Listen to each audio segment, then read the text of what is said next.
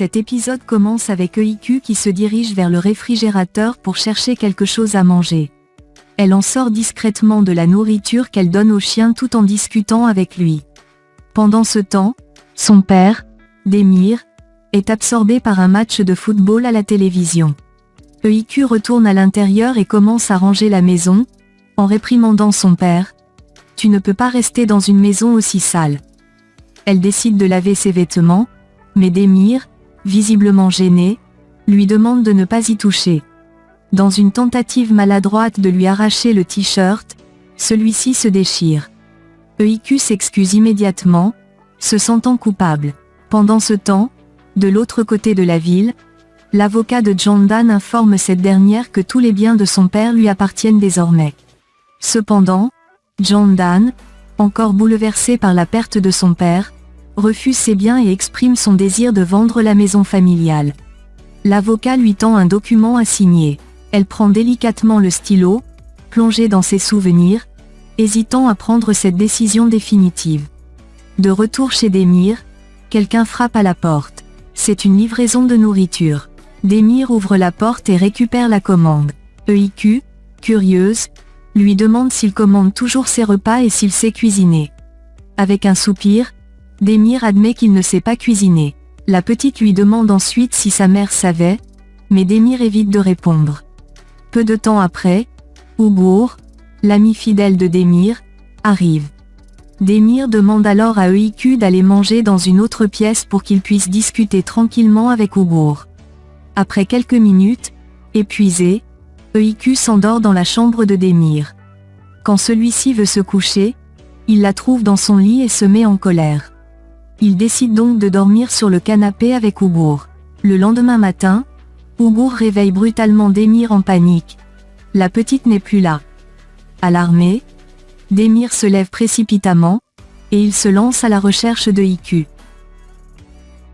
Peu de temps après, EIQ arrive et dit avec un sourire. « Enfin, vous êtes réveillés. » Elle leur montre les provisions qu'elle a achetées pour le petit déjeuner, puis tend un yaourt à son père.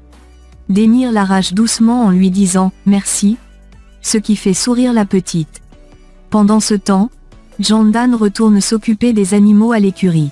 Son avocat l'appelle et lui demande si elle a changé d'avis concernant la vente de la maison.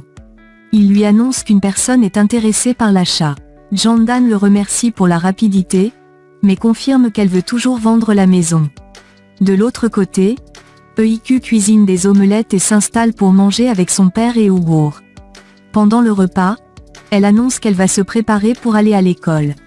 Dès qu'elle part, Ugur profite de l'occasion pour parler à Demir de Jandan. Il propose un plan pour lui soutirer l'héritage de son père, notamment en volant tous les tableaux de la maison. Demir, hésitant, refuse catégoriquement. « Je ne veux pas retourner en prison », rétorque-t-il. Pendant qu'ils discutent, la scène montre Jandan s'occupant des chevaux avec soin. Elle leur administre des traitements médicaux, sous l'œil reconnaissant des propriétaires.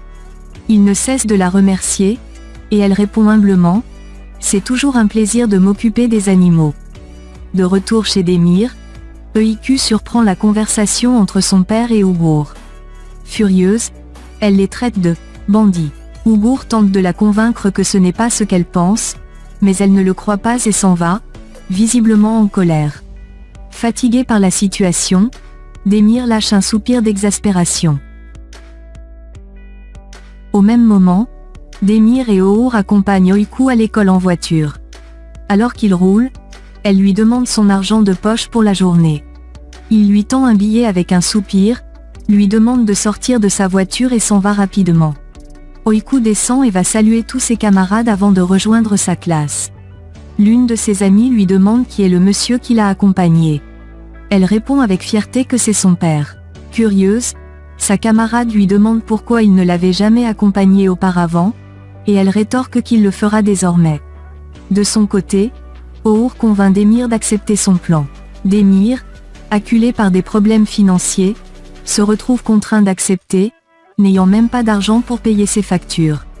Intrigué, il demande à Ugur quel est le nom de la personne qu'ils ont l'intention d'escroquer. Avec enthousiasme, Ugur répond que c'est Jandan. Il décide ensuite de rencontrer l'avocat de Jandan pour négocier l'achat des tableaux.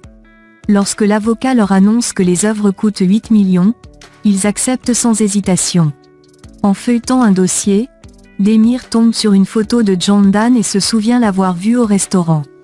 O'Hoor, curieux, lui demande ce qui se passe, mais Demir lui répond que ce n'est rien de grave. L'avocat, percevant son hésitation, lui demande s'il y a un problème, mais Demir assure qu'il n'y a aucun souci. À l'école, Oiku médite comme d'habitude, cherchant un moment de calme au milieu de l'agitation. À la fin des cours, elle rentre seule à la maison et sonne à la porte en vain.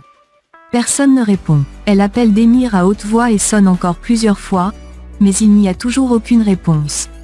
Pour passer le temps, elle joue avec son ami le chien et remarque soudain qu'il a une blessure au pied. Inquiète, elle se souvient que Jandan lui a remis sa carte de visite en lui disant qu'elle est vétérinaire.